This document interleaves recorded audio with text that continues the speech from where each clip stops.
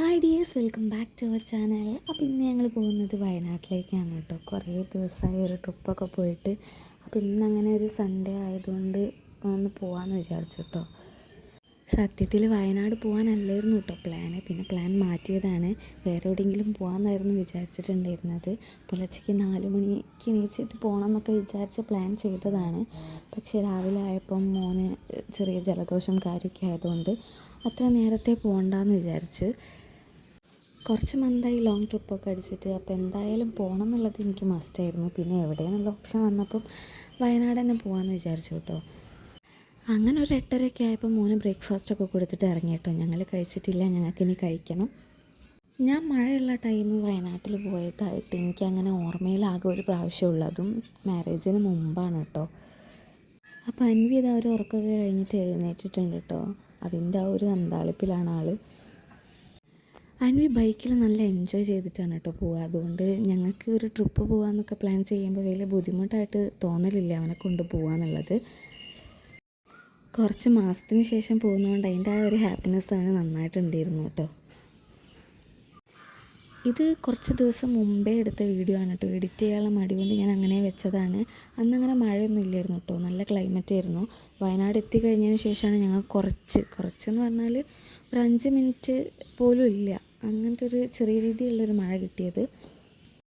പക്ഷേ ഞാൻ ഇന്ന് ഈ ട്രിപ്പ് പോയിട്ടില്ലായിരുന്നെങ്കിൽ എനിക്കത് ഏറ്റവും വലിയ നഷ്ടമായിരുന്നു കേട്ടോ. കാരണം ഞാൻ ഫസ്റ്റ് ടൈമാണ് വയനാട് പോയിട്ട് ഇങ്ങനെയും കോട കാണുന്നത്.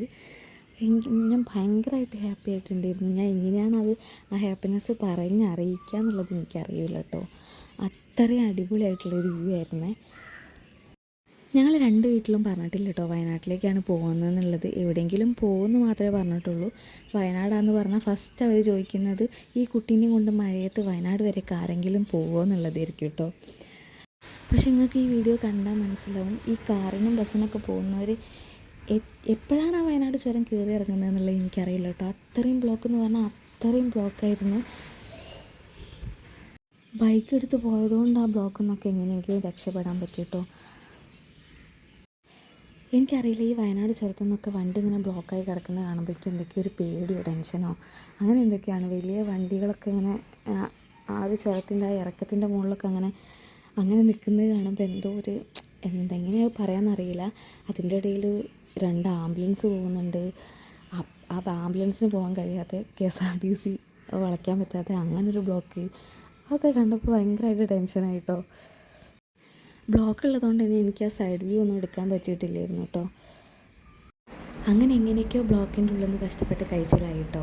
പിന്നെ എനിക്ക് തോന്നിയിട്ടുള്ളൊരു കാര്യം എന്താണെന്ന് വെച്ചാൽ, ആദ്യമൊക്കെ വയനാട് ചുരം കയറുന്ന സമയത്ത് തന്നെ ഒരുപാട് കുരങ്ങന്മാരെ കാണാൻ പറ്റുമായിരുന്നു. ഇപ്പോൾ വിരൽ എണ്ണാവുന്ന രീതിയിൽ 1-2 എണ്ണത്തിനൊക്കെ കണ്ടാലായി, അങ്ങനെയാണ് കേട്ടോ. ഇനി മഴ ആയതുകൊണ്ടാണോ ഞങ്ങൾ പോയ ടൈം അങ്ങനെ ഇല്ലാഞ്ഞിട്ടാണോ എന്താണെന്നുള്ളത് അറിയില്ല. പക്ഷേ ആകെ 1-2 എണ്ണത്തിനൊക്കെ കണ്ടിട്ടുള്ളായിരുന്നു. ഇവിടെ നിന്ന് അങ്ങോട്ട് അടിപൊളി വ്യൂ ആയിരുന്നു. ഒരു രക്ഷയുണ്ടായിരുന്നില്ല, റോഡൊന്നും കാണാനേ പറ്റിയിട്ടുണ്ടായിരുന്നില്ല. ഞാൻ പോയത് വെറുതെ ആയില്ല എന്ന് തോന്നിയത് ഇവിടെ എത്തിക്കഴിഞ്ഞതിന് ശേഷമാണ് കേട്ടോ. കുറച്ച് നേരം അവിടെ വണ്ടി നിർത്തിയിട്ട് ആ കോടയൊക്കെ നന്നായിട്ട് എൻജോയ് ചെയ്തിട്ടുണ്ടായിരുന്നു. കുറച്ച് വീഡിയോസും ഫോട്ടോസൊക്കെ എടുത്ത്. ചെറിയൊരു ട്രിപ്പാണെങ്കിൽ നമ്മൾ നന്നായിട്ട് എൻജോയ് ചെയ്തിട്ട് പോവുകയാണെന്നുണ്ടെങ്കിൽ അത് വേറെ തന്നെ ഒരു ഫീലാണ്.